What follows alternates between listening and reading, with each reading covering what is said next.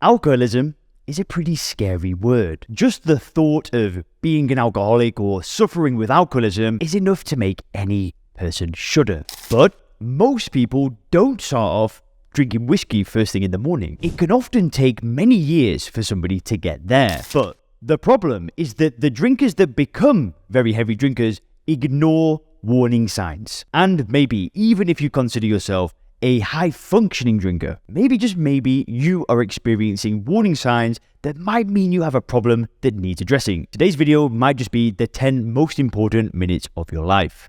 Stay tuned. And ladies and gentlemen, just before we get into the video, if you click the link in the description, there's a link to a brand new video training that shows you all about the root cause of 99% of all drinking problems. All about something called the dark conditioning. And it will explain how you can get immediate control of your drinking in a fast and easy way using my breakthrough method, all without things like AA, willpower, rehabs or medication. I've worked with people from NASA, PayPal, Forbes and Google, and in short, my new method works. So please click the link in the description to get access to that right now. So let's get into things. Now, firstly, I just want to say one thing. In this video, I am not calling you an alcoholic. Scientifically, doctors and mental health professionals don't actually call people alcoholics anymore. The term now used is, quote, alcohol use disorder. Now, there are 11 symptoms that the American Psychiatric Association list in their official manual. The more of these a person presents with, the more severe their alcohol use disorder is. For example, one symptom is, in the past year, have you more than once been arrested, been held at a police station, or had legal problems because of your drinking? Another one is, in the past year, have you found that when the effects of alcohol were wearing off, you had withdrawal symptoms, such as trouble sleeping,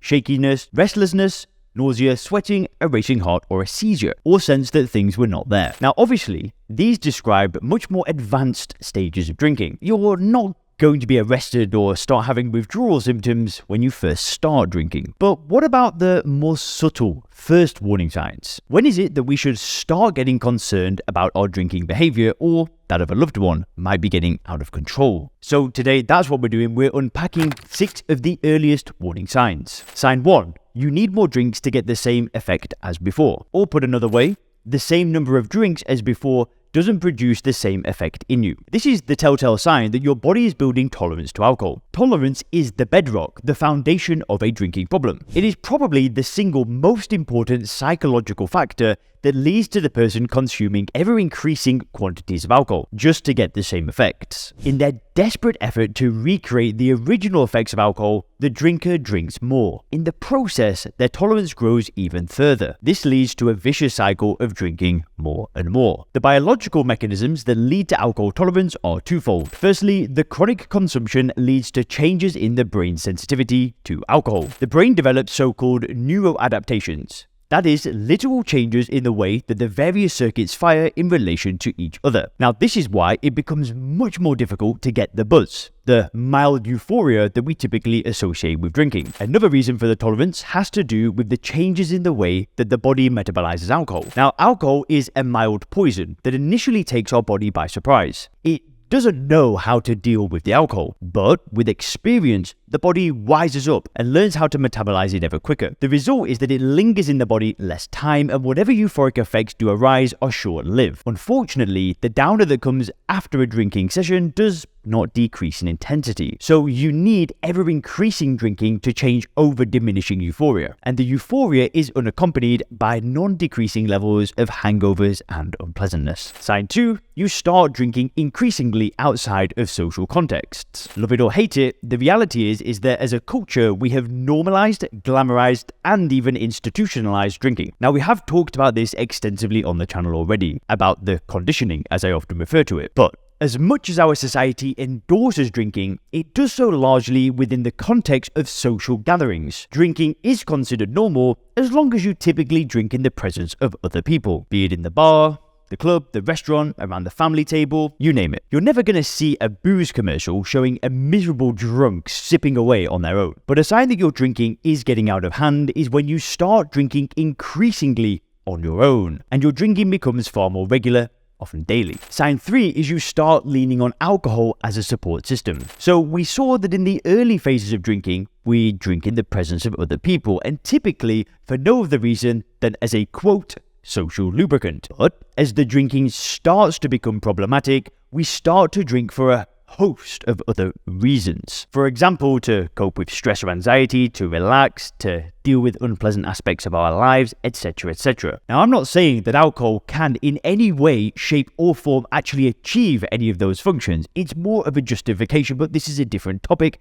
and I've covered this in length in past videos. But it's the attempt to use alcohol as a way of dealing with these things that becomes the characteristic feature of our drinking. It's now transitioned to having a perceived function of its own. Sign 4, you start making excuses or even lying about your drinking. This warning sign can be internal, external, or both. Let me explain. Increasing and regular alcohol consumption is something conspicuous. You're drinking more often and in greater quantities. This is not a subtle change in your life. It's not something that's likely to go unnoticed. And the first person who will notice is you. And at this point, there are two options. A, you admit it to yourself that a problem is starting to develop, or B, you explain it away. You start making excuses, which is what most drinkers will do at this point. It helps me relax. Everybody drinks. It's only a couple of glasses. I can stop whenever I want. You get the point. The second thing is you start lying to other people, and especially those around you. This doesn't necessarily have to be flat opening your mouth and sprouting lies, but it's more often deception that takes place in the form of concealment. You begin to hide your drinking. You consciously or subconsciously understand that your consumption has exceeded what is socially acceptable. And the easiest way to deal with this problem is to simply hide it from the rest of the world. Sign 5, you cut down or give up on other activities in order to drink. As there are only 24 hours in a day, there are only so many activities that we can fit into our schedule. And when drinking becomes a regular fixture in your life, something has to give. For starters, you have the lost hours spent with the drinking and the drowsiness that follows a drinking session. And then there are the hangover days you have to basically write off completely. Then there's the simple fact that heavy alcohol consumption is not compatible with many of the activities that we associate with a healthy lifestyle. Things like